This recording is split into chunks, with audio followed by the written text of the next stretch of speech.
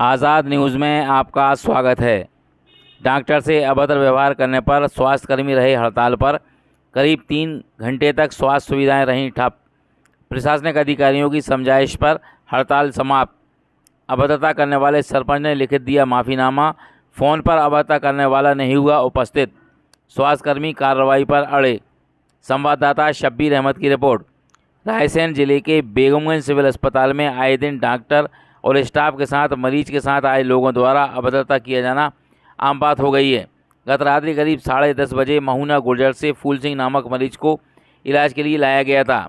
Duty पर मौजूद doctor अमन सेन द्वारा मरीज को प्राथमिक उपचार देने के बाद हार्ट अटैक की आशंका के चलते जिला चिकित्सालय रेफर किया गया, लेकिन मरीज के लिए 108 उपलब्ध नहीं हो सकी और अस्पताल की एम्बुलेंस खराब होने के कारण वह भी उपलब्ध नहीं हो सकी, जिस पर मरीज के साथ आए ब्रजेंद्र सिंह आदि द्वारा अव्यवस्थाओं को लेकर डॉक्टर को खरी खोटी सुनाते हुए फ़ोन लगाकर कहा कि लो विधायक से बात करो। दूसरी ओर से कौन बोल रहा था यह तो नहीं पता।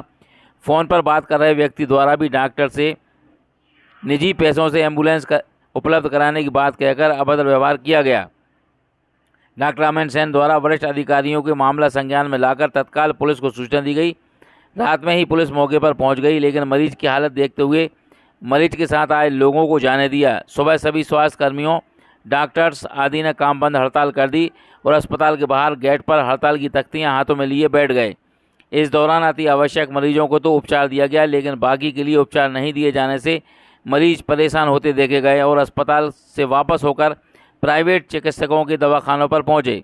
करीब 3 घंटे बाद प्रशासनिक अधिकारियों एसडीएम सौरभ मिश्रा, एसडीओपी आलोक श्रीवास्तव, तहसीलदार एसआर देशमुख, टीआई राजीव उइगे दल बल के साथ पहुंचे और डॉक्टर्स को मीटिंग हाल में बैठाकर समझाइश दी गई। साथ ही महुना निवासी ब्रजेंद्र सिंह, जो कि सरपंच बताए जा रहे हैं, उनको भी बुलाया गया और उनके द्वारा लिखित में यह आश्वासन दिया गया इस तरह की कोई गलती आगे कभी नहीं होगी।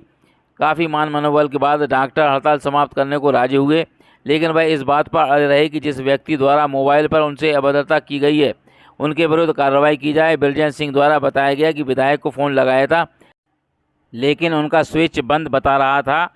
विधायक का हवाला देकर किसी अन्य से बात कराई गई थी, जिसका अधिकारियों को उन्होंने नाम भी बता दिया है।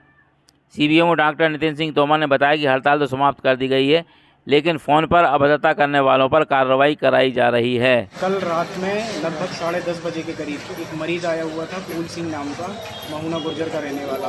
उसको छाती में दर्द था और सांस लेने में परेशानी हो रही थी।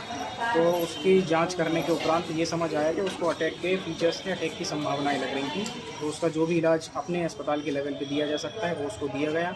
उसकी ऑक्सीजन भी कम थी मरीज़ की, 90% उसका ऑक्सीजन सैचुरेशन था, उसको ऑक्सीजन लगाया गया। तो जो भी प्राथमिक उपचार हो सकता था वो इस सिविल अस्पताल के लेवल पे वो उसका किया गया। उसके बाद उसको समझाया गया कि उसको आगे के इलाज के लिए सिविल अस्पताल जिला चिकित्सालय रायसेन के लिए रेफ़र करा जाना है। उसने, मरीज ने और मरीज के परिजनों ने और हमारे नर्सिंग स्टाफ के द्वारा 108 पर 3 से 4 बार उस समय प्रयास करा गया, लेकिन वर्तमान में उस समय कोई एम्बुलेंस उपलब्ध नहीं हो पाई। इस पर मरीज के साथ एक परिजन था जिसका नाम ब्रजेंद्र गुर्जर है, महुना गुर्जर का ही रहने वाला है।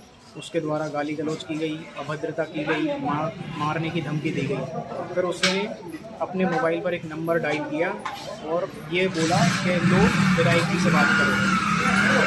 सामने वाला व्यक्ति जिससे मेरी बात कराई गई उसने ये पूछा कि एम्बुलेंस क्यों नहीं हो पा रही है। उनको ये चीज़ समझाई गई कि अस्पताल में कोई भी एम्बुलेंस फ़िलहाल उपलब्ध नहीं है। जो भी एम्बुलेंस थी वो कंडेम हो चुकी है और 108 पर प्रयास करा गया है, तो वर्तमान में कोई एम्बुलेंस उपलब्ध उनको नहीं हो पा रही है। इसके बाद उनको ये चीज़ समझाने के बाद बताया, तो वो उनका ये कहना था कि आप स्वयं से एम्बुलेंस की व्यवस्था कराइए, अपने पैसे पे कराइए। तो उनको ये चीज़ बताएगी कि हम कैसे करा सकते हैं वो चीज़ स्वयं से। फिर उसके बाद ये है कि वो गुस्से में आके गाली गलौज करने लगे। जो भी सामने व्यक्ति था, गाली गलौज की, मारने की धमकी दी गई उनके द्वारा। ये हुआ था कल। हाँ, रात में ही टीआई थाना प्रभारी जी को इस चीज़ के बारे में इन्फॉर्म किया गया था, तो वो मौके पे आए हुए थे, जायज़ा लिया और उसके बाद मरीज़ के परिजनों से बातचीत की। उसके